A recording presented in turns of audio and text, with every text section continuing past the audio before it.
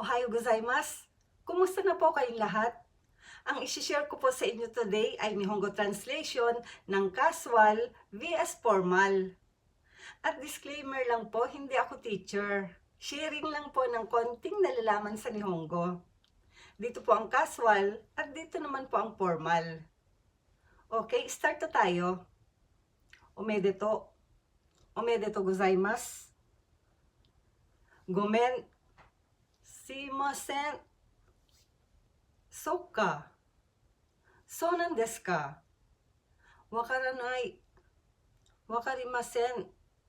Sugoi ne. Subarashii desu ne. Oyasumi.